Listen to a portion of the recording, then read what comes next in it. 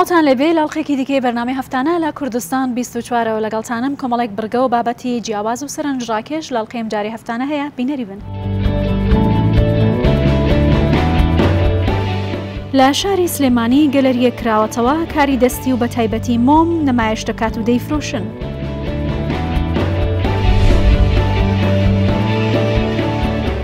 نووسەر حوسێن بەعادری پاشماوەکانی داعش دەهێنێتە ماڵەکەی خۆی و وەک مۆزەخانەیەک نمایشیان دەکات. لە ناو جەرگەی بازاڕی دارتاشی مووسڵ دوو برا ماوەی زیاتر لە 40 ساڵە کاری دارتاشی دەکەن.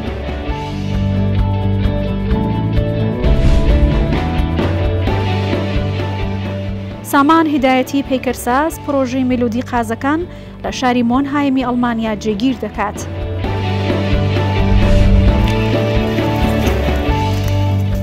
باخەوانێک لە گوندی گۆبتەپە دوای ئەنفال و کیمیابارانی سنوورەکەیان وەکنەوەیەکی ئەنفال باخێکی فراوانی بنیادناوە. لە شاری سلێمانی گەلێریە کراوەتەوە کە تایبەتە بە نمایشکردنی کاری دەستی و تیایدا کارەدەستیەکانیش دەفرۆشن. زۆربەی و کارەدەستیانە بەرهەمی ناوخۆن بە تایبەتی مۆمەکان بە شێوازێکی جوان دروست کراون، گۆڵی سروشتی کوردستانیشیان تێکەڵکراوە و بۆنێکی جوان و سروشتیشیان هەیە.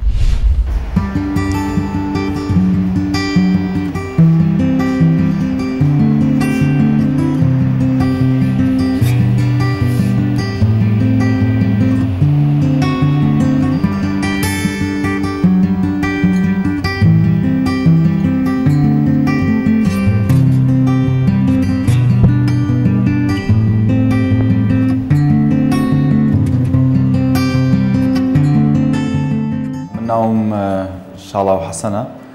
هەڵگری بڕوانامەی ماستەرم لە دیپلۆماسی و پەیوەندیدە دەوڵەتیەکان، بەڵام بەدەر لەمە حەز و خولیای کاری هونەریم هەیە، بۆیە نزیکەی 5 بۆ 6 مانگێکە بێت هەوڵ ماوە کە ئەم شوێنە کە بە ناوی ئێز گەلەریە بخەمە سەر پێ. زۆر لە کارەکانمان هی دەرەوە بوون، بەڵام تمۆحی ئەوە و خەونی ئەوم هەبووە کە زۆرینەی هەرە زۆری کارەکانمان ببێتە کاری ناوخۆ، بۆیە سەرکەوتوانە توانیمانە زیاد لە 5 بۆ 6 ئایتم لە کوردستان ئێستا لە ناوخۆی کوردستانە دروست بکەین و ڕەزامەندی کڕیارانی کوردستان بەدەست بهێنین.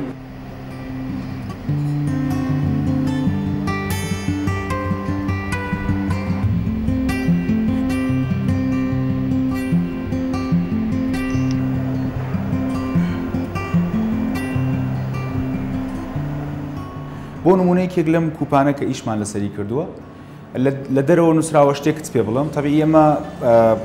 لە ناوەکەی چایە قاوەی تایە کاتێک کەسەکە کە قاوەکەیە چاکە خواتەوە لە ناوەکەی نووسراوە زۆر جوانیت، یان بۆ نمونە تایەتی نووسراوە خۆشمەویت یا کۆمەڵێک پەیام. بەشێکی تر لەم شتانی کە ئیشی لەسەرەکەین جۆرێک لەم کوپانەیە کە ئەمەش هەر بە نەخش لەسەری ئەکێشرەیەک و وێنە و لە ناوەکەشی هەمان شت پەیام ئەنووسی. بە ئێستاە هەموو مۆمەکان لە ناوخۆی کوردستان دروستەکەین بە قاڵبی جیاواز و مۆمێکی تایبەت کە ئێمە زۆر فۆکسمان لەسەرەتی مۆمێکە کە بە گوڵی سروشتی دروستەکرێت، چونکە لە کاتی بەکارهێنانیە هەم بۆنێکی سروشتی و تایبەتی هەیە، هەم دیمەنێکی زۆر ناوەزە و جوانی هەیە و کاری مۆم کارێکی تایبەتە لای ئێمە و خۆشەویستێکی زۆرمان بۆی هەیە و ئامانجمان ئەوەیە کە لە تارگێتی داهاتومان یان گۆڵی داهاتومان ئەوەیە کە لە بری کینگ دەیڤید و بوودا و ئەم جۆرە کەسانە قاڵبی هونەرمەندانی کوردی وەکو مامۆستا مەسەری خالقی و وەکو فەرهاد پیرباڵ و شێرکۆ بێکەس و ئەمانش بکەینە کاندڵ و بەمان ماڵک ینی ماڵەکەمان ڕووناک بکەینەوە.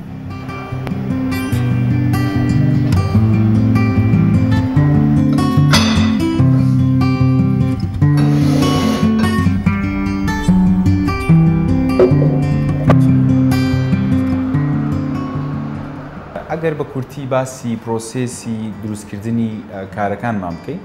ئەتوانم بۆ نمونە ئەم جۆرە کەپەکە لە سلێمانی دروستیەکەی مامۆستایەکی بەڕێز بە ناوی مامۆستا دانا ئەرکە کێشی ئەمە دروستەکە. ئەم کوپە بۆ نمونە ئەمە کوپی ئێسپرێسۆیە، تایبەتمەندیەکەی چییە؟ بە قوڕی سیرامیک دروستەکرێ و ئەشێلرێ و پرۆسێسی دروستکردنەکەی بەڕاستی هیلاکیەوێ. بۆ نمونە تۆ گەر کوپێک لە کارگەیەک بکڕی کە دروستکراوی کارگەیەکە زۆر ئاسانەتوانی کارگەکە ئەتوانێت هەزاران کوب لە ماوەیەکی زۆر زەمەنی کورتا دروست بکە بەڵام ئەم کوپە شێلانیەوێت و بڵێن دروستکردنیەوێت جێگا پەنجەکان ئەگەر سیر بکەی ئەم کوپە بۆ نمونە لەگەڵ کوپێکی تر کە هەر کوپی دەست ینی بڵێن هەر کوپی ئەسپرسۆی بۆ منە ئەمە هیچ کات قاڵبیان وەکو یەک نابێ و جێگا دەست و پەنجەی هونەرمەندەکە لە سەرەتی و بۆ شێوازی دروستکردنەکەش ئێمە بخرێتە کوورەوە زیاد لە نۆ کاتژمێنە ناو کوورە بێتاوەکو وشکە بێتەوە.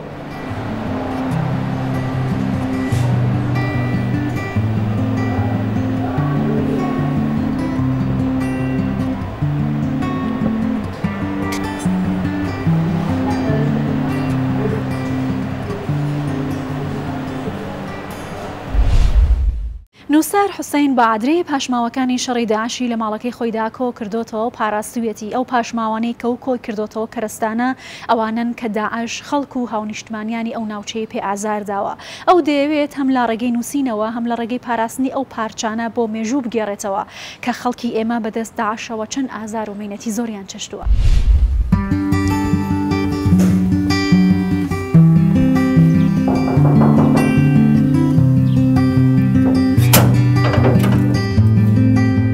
برا سرچاوا خیر و سلامت خیراتی سرسرا سرچاوا یا لوسانا سرچاوا الحمدلله بیا خودی سرچاوا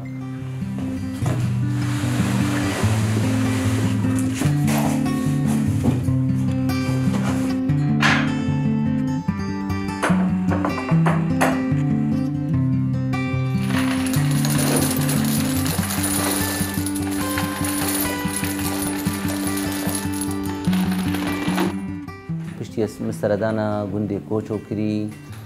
ڕاستی مسەردانە وان جیا کرد ئەو چاردە گۆڕێت کۆمێ لێ دەرێ ئەو گۆڕنەوێت کێ دەهاتینە چێکردن نافوان باغ و بیستانە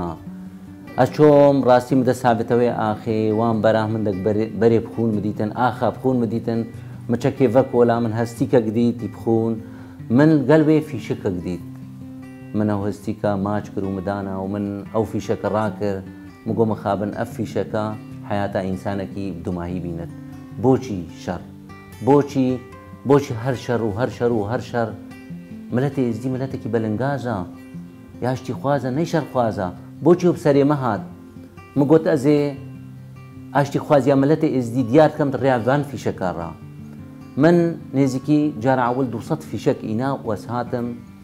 مگوازێ کەمە کڤاڵێکی ئاشتیە بۆ دنیای خڕێشینم بلا خەڵکێک بزانت ئەم نەلگەل شەڕینە ئەم نەلگەل نەخۆشینە مەچوو کورسی و بلندی و مەزناتی مە نەبێت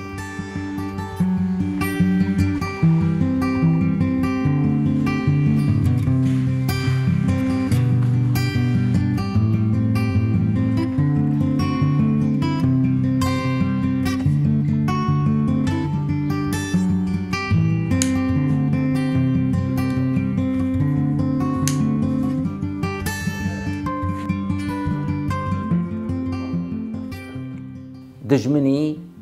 بکارینا بۆ کوشتنا ملەتێ ئێزدی ئەو فیشەکنە مڕابوو من ئینانە باعدرێ من هەموو حەولکردنا لەو حاتێت ئینسانی پێک ڤەژیان دا خەڵکەک بزانت مە شەڕ نەوێت مە ئاشتیت بێت مە پێک ڤەژیان بێت هەموو لەو حێت من 25 لەو حەنا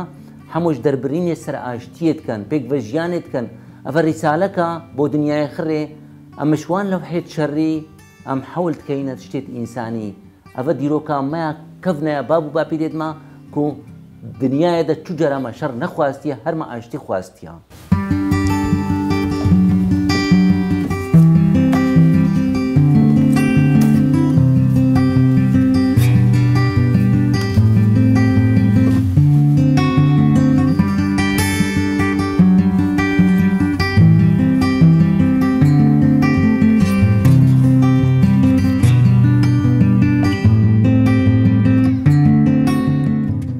خەونێن خەنقاندی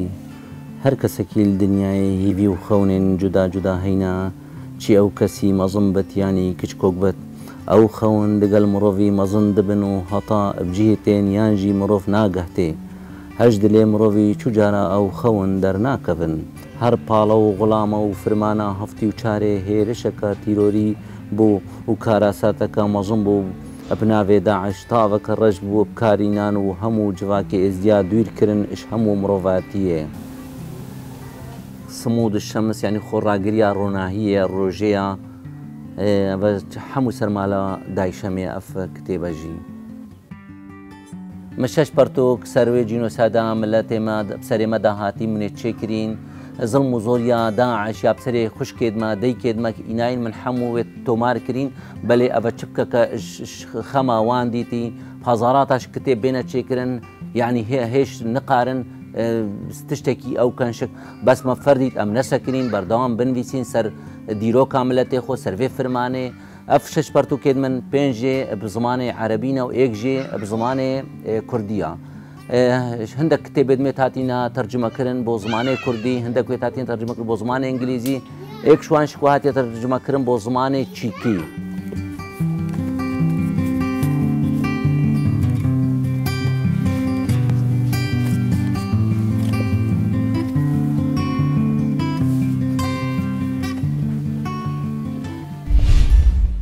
لە ناو جرگەی بازاڕی دارتاشی مووسڵ دوو برا زیاتر لە 40 ساڵە خەریکی کاری دارتاشین. یەکێک لە براکان بە ناوی خەلیل جەمیل سەربردەی بەسەربردنی تەمەنێکی زۆری لەگەڵ کاری دارتاشی بۆ هەفتانی کوردستان 24 دەگەڕێتەوە.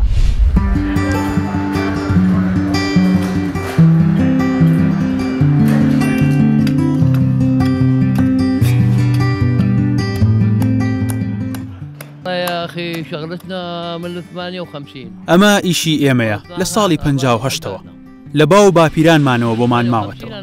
پشتا و پێش نزیکەی 63 ساڵە من لەگەڵ باوکم کارم دەکرد باوکم لەگەڵ باپیری کاری کردووە بەو شێوەیە بەردەوام بوو ڕۆژانە باوکم فێری دەکردم تاوەکو منیش بووم بە وەستا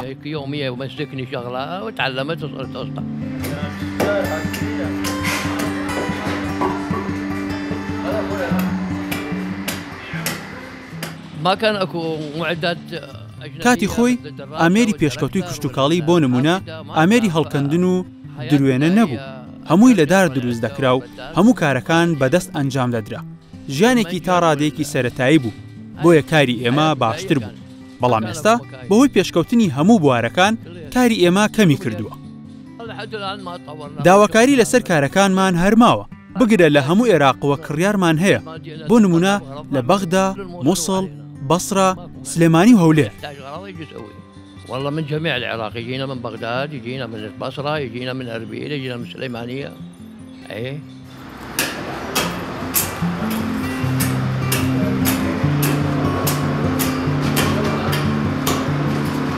جميع خشب ياخذوا جميع انواع الخشب المصنوع ياخذوها هەموو جۆرەکانی دار لە عێراق باشن بۆ نمونە داربەڕوو ئەسپیندار زۆر باشن هەز دەکەم ئەم ئیشا بەشێکە لە ژیان و جەستەی من ناتوانم بەبێ ئیشکردن بژیم هو بەڵۆت ئەسپندار و چینار و كله خشب مضبوط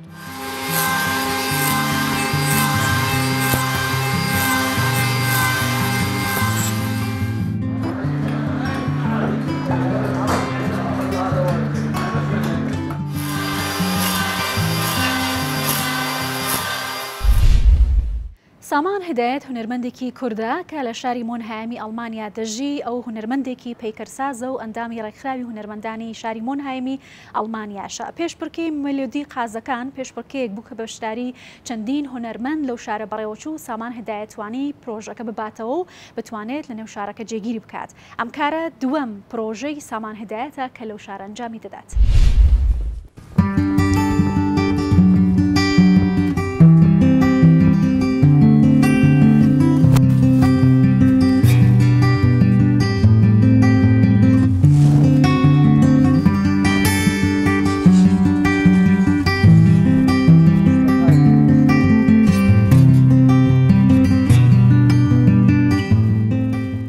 من لە ڕاستیە ئێستا خەریکی ئامادەکردن و جێگیرکردنی نوێترین پرۆژەی خۆمم بە ناوی میلۆدی قازەکان پرۆژەیەکە بۆ شاری مۆنهایم لە ساڵی 2010ەوە لە میانی پێشبڕکەیەکی نێوخۆیی شار لەگەڵ کۆمەڵی هونەرمەندا من بەشداریم لەو پرۆژەیە کرد و داوام لێکرا لەو پێشبڕکێیە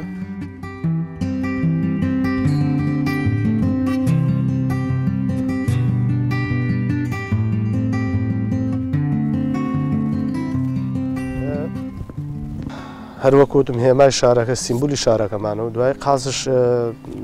باڵندەیەکی هینە باڵندەیەکی مرۆڤ دۆستیان لەگەڵ مرۆڤە پەیوەندێکی خۆشیە توانێت لەگەڵی هەڵ بکە ئەمانە هۆکار بن بۆەوەی کە من ئەو ئیشە بگرمە ئەستۆ و دروستیان بکەم. ئامادەیەکەین بۆ ڕۆژی هەینی ئەم هەینی کە دێ و بە ئامادەبوونی پارێزگاری شار.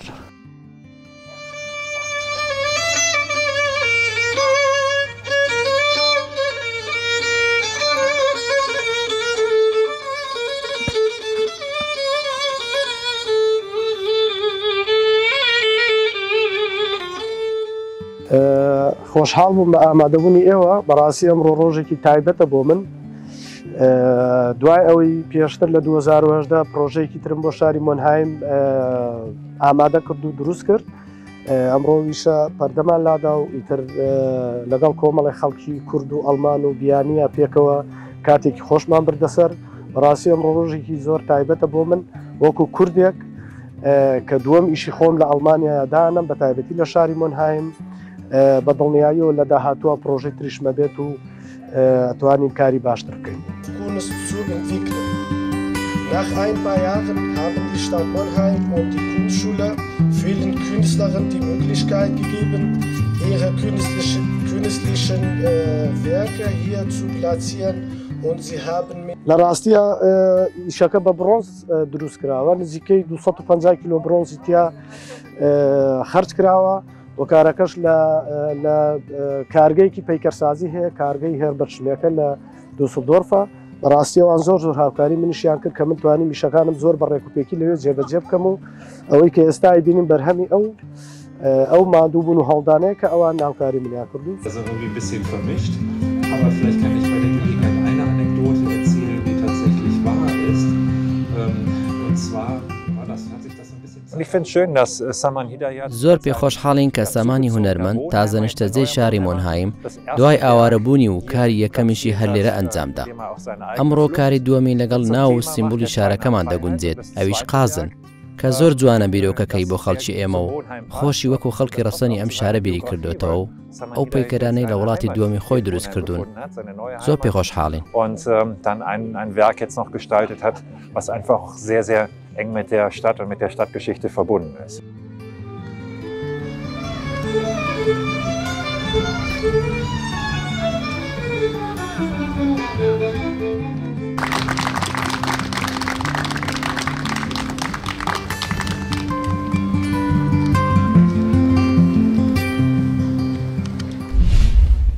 باخەوانێک لە گوندی گۆبتەپەی سەر بە شارەدەی ئاغجەلەر دوای کیمیاباران و هەروەهان فالی ناوچەکەیان ئێستا لەو سنوورە وەکوونەوەیەکی ئەنفال باخێکی گەورە و بەرفراوانی بنیاد ناوە ئەو ژمارەیەک بەرهەمی خۆماڵی لە باخەکەیدا هەیە باسی تایبەتمەندیەکانی هەناری گۆبتەپە دەکات.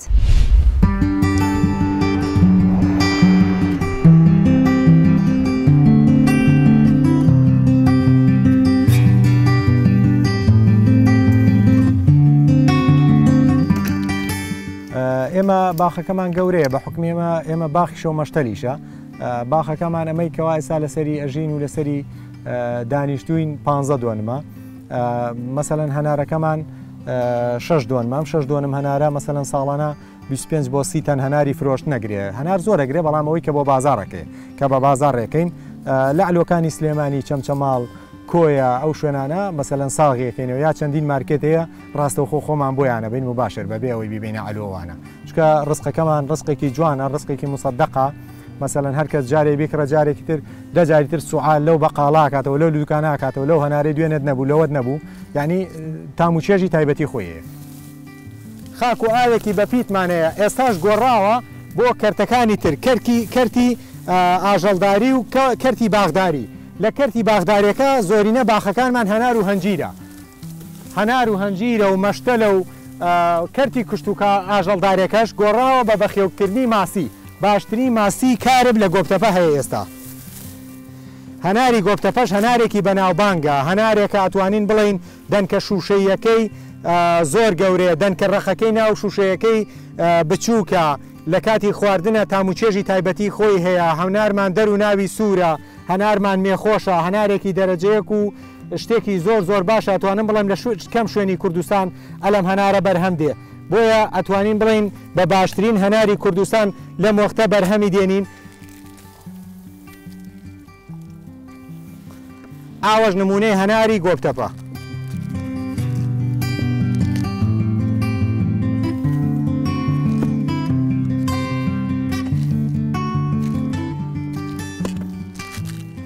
لەکوێی کوردستان لەو هەنارە هەیە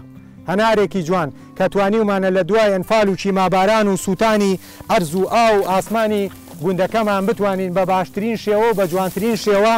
لەبەر چاوی دۆست و دوژمن دەیەکەمان ئاوادام بکەینەوە و جوانترین باخ و مەشتەل و حەوزی ماسی و نەمان بەرهەم بێنین بەروبوون پێشکەشی خاکی کوردستان بکەین کابینەی کە دەست بەکار بووە ئەتوانم بڵێم کاری ئەوەڵی و کاری سەرەکییان پەرەدان بۆ بە کەرتی کوشت و کاڵی ئەتوانین بڵین لە 2020 و 21 فەلاح ئیسفادەیەکی زۆر باشی کرد چونکە بەروبوومەکان سێقات سعریان بەرز بۆتەوە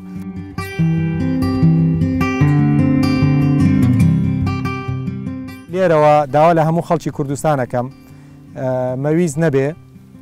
جۆن کەنەدی وتەنی سەرۆکی ئەمریکا کە داوای کردوتی گەنجەکان بزانم هەرداوا لە حکومەت مەکەن چی پێشکەشی وڵاتەکەتانەکەن بۆیە لێرەوە منیش داوا لە هەموو خەڵکی کوردستانەکەم ڕێگەی ئەوروپا نەگرێتە بەر دۆنمێک زەوی ئەگەر خزمەتی بکەی خزمەتە دەکا و بەخێوت دەکا پێویست ناکە بچی خزمەتێکی خەڵکێکی ئەجنەبی و غیرە ئەجنەبی وانە بکەی بۆیە لەسەر خاک و ئاوی خۆمان قەدر و حرمەتمان هەیە خزمەتی خاک و ئاوی خۆتکە خزمەتە دەکا بەرهەمی ئەم ساڵ نسبەت بە بەراورد بە هەرێمی کوردستان چون کەمبارانی بووە کەم بووە بەڵام ئێمە خۆشبەختانە چون پەنا شۆمەکە باغەکەمان لە پەنای شۆمەکەیە بە حکومەکە ئاومان زۆرە بەرهەمەکەمان الحەمدولillah لەی شوێنەکانی دیکە زۆرتریشە و جوانتریشە ئەوەیە تایبەتمەندیدا بۆ هەنارەی ئێمە کە لە گۆفتەپە بەرهەمی دێنین شاید هەبێ هەنار زۆر بێ بەڵام بە حکمی کەمبارانی ئەو ساڵ بەو شێوەیە ناتوانێت ئیسرادی لێ ببەن بەڵام ئێمە الحەمدولillah شکر بۆ خوداوە بەسای خۆتان دەیدێنن هەر لە بندارێک دانیشی تۆ توانی 3 بۆ 10 ساڵش هەنارێکەوە بە عەرزی 3 ساڵ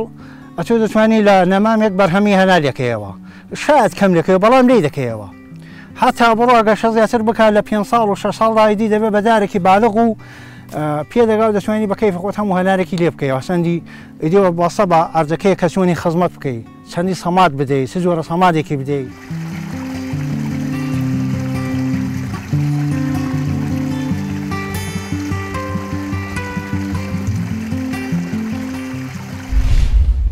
بەیەکەوە بابەتەکانی ئەم جارەی بەرنامەی هەفتانەمان بینی تا پێگەیشتنەوەیەکی تر هەر شاد و بەختەوەر بن.